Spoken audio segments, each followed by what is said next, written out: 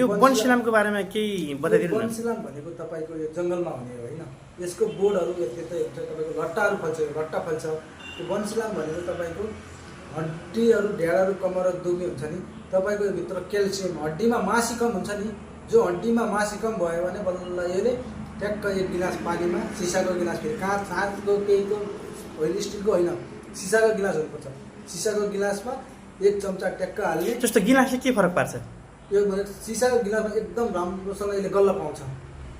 तर फ्रेस पनि बाहिरबाट पनि फ्रेसदेखि एकदम गल्ल पाउँछ।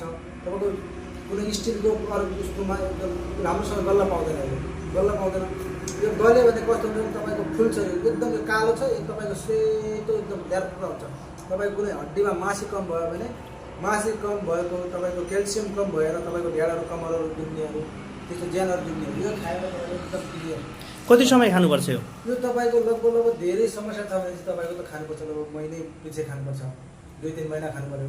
हल्का हल्का ठिकै छ भने तपाईँको 1 महिना खानु, तपाईँले 1 महिनामा पुरा पर्फेक्ट निकालिदिन्छ। यो आफ्नो फाइदा बताइदिन्छ। त्यही हस्त नमस्कार, मेरो नाम शेरसिंह थापा, जुम्लाबाट। हस्, धन्यवाद।